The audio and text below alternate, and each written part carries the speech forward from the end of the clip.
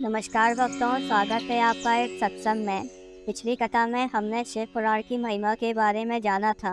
आज हम जानेंगे कि शिव पुराण की कथा से कौन से पापों की शुद्धि होती है, देवराज को शिवलोक की प्राप्ति कैसे हुई और चंचला को संसार से वैराग्य कैसे हुआ। बहुत पहले की बात है कि रातों के नगर में देवराज नाम का एक ब्राह्मण रहता था।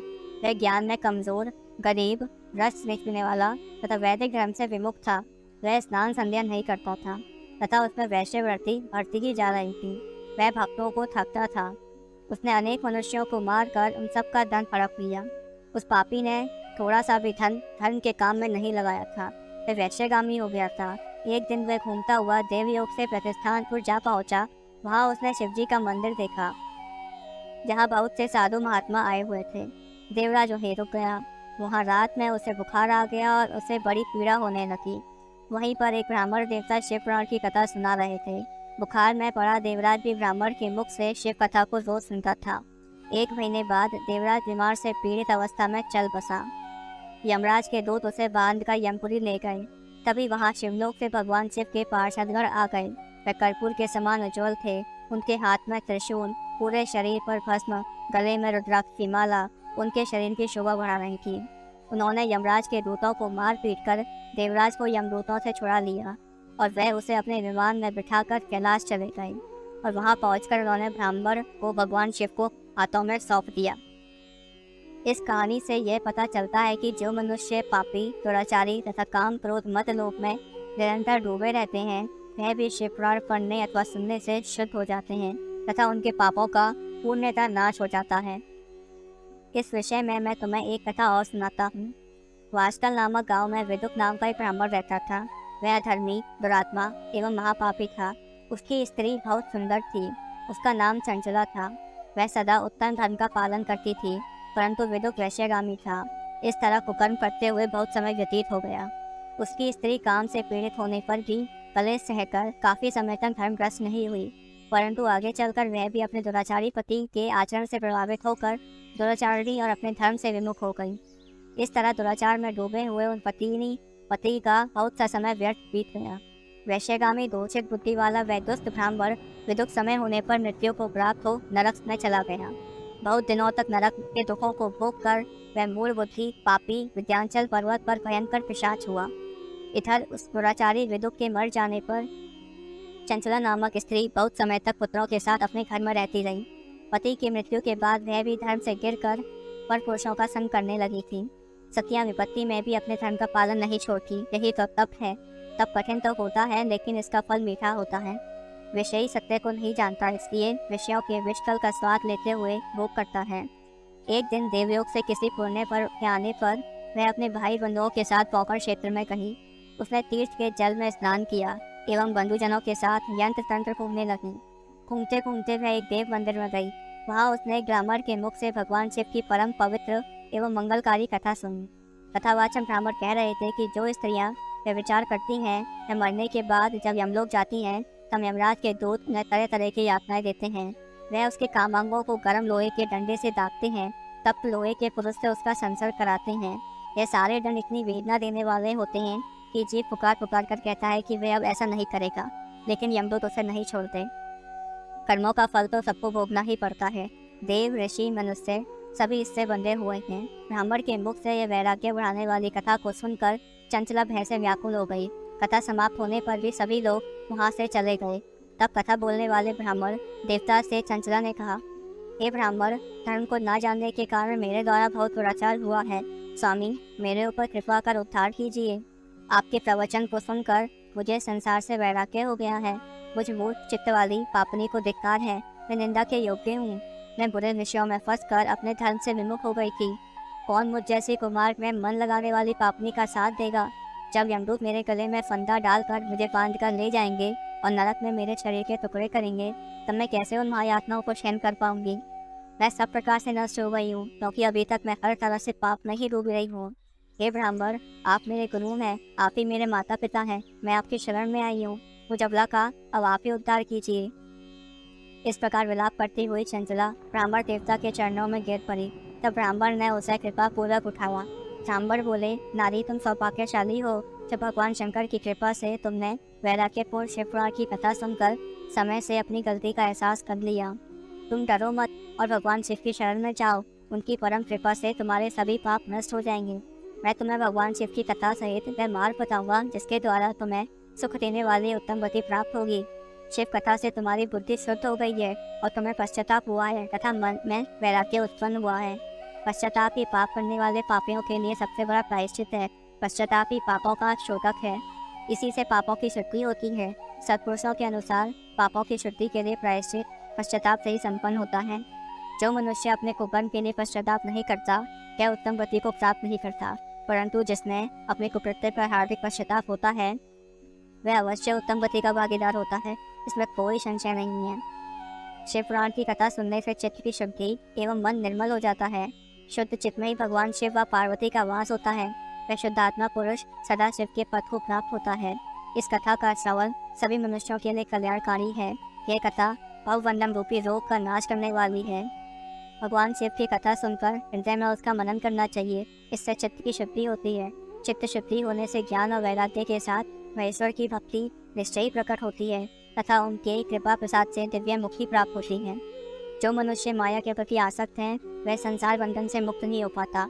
हे ब्राह्मण पत्नी, तुम अन्य विषयों से अपने मन को हटाकर भगवान शंकर की इस परम पावन कथा को सुनो, इससे तुम्हारे चित्त की शुद्धि होगी और तुम्हें मोक्ष की प्राप्ति होगी। जो मनुष्य निर्मल हृदय से भगवान शिव के चरणों का चिंतन करता है उसका एक ही जन्म में मुक्ति हो जाती है। शिव पुराण की कथा सुनने की इच्छा मन में लिए वह चंचला उन ब्राह्मण देवता की सेवा में वहीं रहने लगी। उस कौकर नामक महाक्षेत्र में उन ब्राह्मण देवता के मुख से चंचला शिव पुराण की भक्ति, ज्ञान और वैराग्य बढ़ाने वाली और मुक्ति देने वाली परम उत्तम कथा सुनकर कृतार्थ हुई। उसका चित्त शुद्ध हो गया। वह अपने हृदय में भगवान शिव के रूप का चिंतन करने लगी। वह सदैव शिव के सच्चिदानंद वही स्वरूप का स्मरण करती थी। तत्पश्चात अपना समय पूरा होने पर चंचला ने बिना किसी कष्ट के अपना शरीर त्याग दिया। उसे लेने के लिए दिव्य विमान वहाँ पहुँचा। वह विमान शोभा साधनों से सजा था एवं शिवपरों से सुशोभित था। चंचला विमान में बैठकर शिवपुरी पहुंची। उसके सारे पाप धुल गए।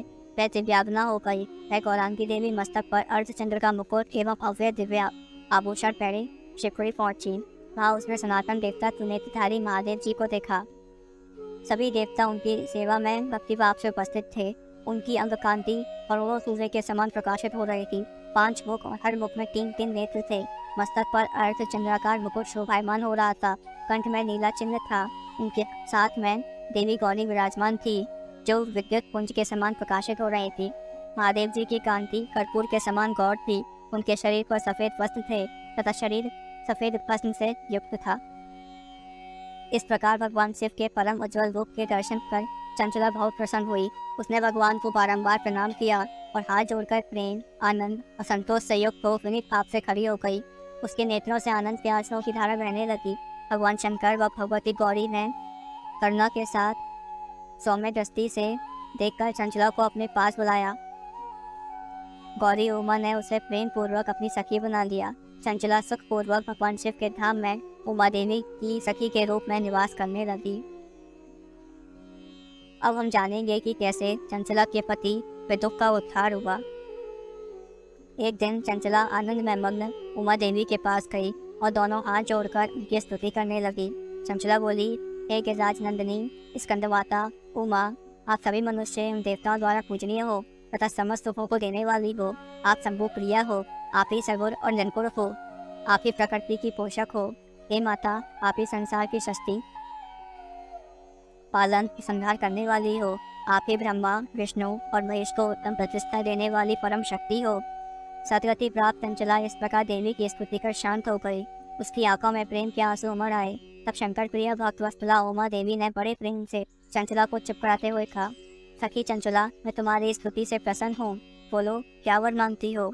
चंचला बोली, हे गिरिराज कुमारी, मेरे पति वेदों किस समय कहाँ हैं? उनकी कैसी गति हुई है? मुझे बताइए और कुछ ऐसा उपाय कीजिए ताकि हम फिर से मिल सकें। हे महादेवी, मेरे पति एक शुद्र जाति वैश्या के प्रति आसक्त थे और पाप में ही डूबे रहते थे। माता बोली, बेटी, तुम्हारा पति विदुर बड़ा पापी था। उसका अंत बड़ा भयानक हुआ। वैश्या का उपभोग करने के कारण वह मूर्ख नरक में अनेक वर्षों तक अनेक प्रकार के दुख भोग कर अवशेष पाप को भोगने के लिए विंध्याचल पर्वत पर पिशाच की योनि में रह रहा है। वह दुष्ट वही वायु पीकर रहता है और सब प्रकार के कष्ट सहता है। गौरी देवी की यह बात सुनकर चंचला अत्यंत दुखी हो गई। सिर मन को किसी तरह स्थिर करती हुई दुखी हृदय से माँ गौरी से उसने एक बार फिर पूछा, हे महादेवी, मुझ पर कृपा कीजिए, मेरे पापी पति का अब आप ही उद्धार कीजिए। कृपा करके मुझे वह उपाय बताइए जिससे मेरे पति को उत्तम गति प्राप्त हो सके। गौरी देवी ने कहा, यदि तुम्हारा पति विदुक शिवपुराण की पुण्यमय उत्तम कथा सुने तो वह इस दुर्गति को पार करके उत्तम गति का भागी हो सकता है।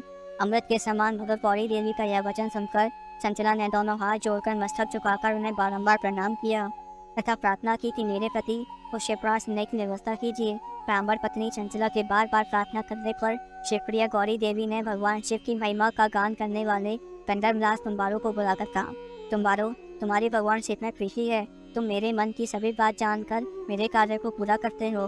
तुम मेरी सखी के साथ विंध्याचल पर्वत पर जाओ। वहाँ एक महाघोर और भयंकर पिशाच रहता है। पूर्व जन्म में यह पिशाच विदुक नामक ब्राह्मण मेरी सखी चंचला का पति था। यह वैश्यगामी हो गया। उसने स्नान संध्या आदि नित्य कर्म छोड़ दिए। क्रोध के कारण उसकी बुद्धि भ्रष्ट हो गई। दुर्जनों से उसकी मित्रता तथा सज्जनों से द्वेष बढ़ गया था। वह अस्त्र शस्त्र से हिंसा करता, लोगों को सताता, उनके घरों में आग लगा देता था, चांडालों से दोस्ती करता और रोज वैश्या के पास जाता। पत्नी को त्याग कर दुष्ट लोगों से दोस्ती कर उन्हीं के संपर्क में रहता था। वह मृत्यु तक दुराचार में फंसा रहा। मृत्यु के बाद उसे पापियों के भोग स्थान यमपुर ले जाया गया। वहाँ घोर नरकों को सहकर इस समय वह विंध्याचल पर्वत पर पिशाच बनकर रह रहा है और अपने पापों का फल भोग रहा है। तुम उसके सामने परम पुण्यमयी पापों का नाश करने वाली शिवपुराण की दिव्य कथा का प्रवचन करो।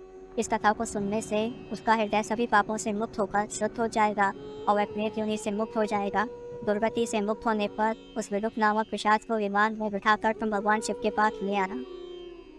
माँ उमा का आदेश पाकर गंधर्वदास तुम्बारू प्रसन्नता पूर्वक अपने भाग्य की सराहना करता हुआ चंचला को साथ लेकर विमान से पिशाच के निवास स्थान विंध्याचल पर्वत गया। वहाँ पहुंचकर उसने विकराल आकृति वाले पिशाच को देखा। उसका शरीर विशाल था, उसकी थोड़ी बड़ी थी। वह कभी हंसता, कभी रोता और कभी उछलता था। महाबली तुम्बारू ने विदुक नामक पिशाच को अपने पाशों में बांध लिया। उसके पश्चात तुम्बारू ने शिवपुराण की कथा पढ़ने के लिए स्थान तलाश कर मंडप की रचना करी। शीघ्र ही इस बात का पता लोगों को चल गया कि एक पिशाच के उद्धार हेतु देवी पार्वती की आज्ञा से तुम्बारू शिवपुराण की अमृत कथा सुनाने विंध्याचल पर्वत पर आए हैं। उस कथा को सुनने के लोभ से बहुत देवर्षि वहाँ पहुँच गए। सभी को आदरपूर्ण स्थान दिया गया। पिशाच विदुक को पाशों में बांधकर आसन पर बिठाया गया और तब तुम्बारू ने परम उत्तम शिवपुराण की कथा को बोलना शुरू किया। उसने पहली विद्वेष संहिता से लेकर 7वीं वाली संहिता तक शिवपुराण की कथा का स्पष्ट वर्णन किया। सातों संहिताओं सहित शिवपुराण को सुनकर सभी सुनने वाले कृतार्थ हुए। परम पुण्यमय शिवपुराण को सुनकर पिशाच सभी पापों से मुक्त हो गया और उसने पिशाच शरीर का त्याग कर दिया। शीघ्र ही उसका रूप दिव्य हो गया। उसके शरीर पर सफेद वस्त्र एवं पुरुषों के आभूषण आ गए। इस प्रकार दिव्य शरीर पाकर विदुक अपनी पत्नी चंचला के साथ स्वयं भी भगवान शिव का गुणगान करने लगा। उसे इस दिव्य रूप में देखकर सभी को बड़ा आश्चर्य हुआ। उसका मन परम आनंद से भर गया। सभी भगवान महेश्वर के अद्भुत चरित्र को सुनकर कृतार्थ हो उनका यशोगान करते हुए अपने अपने धाम को चले गए। विदुक अपनी पत्नी चंचला के साथ विमान में बैठकर शिवपुरी की ओर चल दिया। महेश्वर के गुणों का गान करता हुआ विदुक अपनी पत्नी चंचला व तुम्बारू के साथ शीघ्र ही शिवधाम पहुँच गया। भगवान शिव व देवी पार्वती ने उसे अपना पार्षद बना दिया। अगली कथा में हम जानेंगे शिवपुराण के श्रवण की विधि और श्रोताओं द्वारा पालन किए जाने वाले नियम।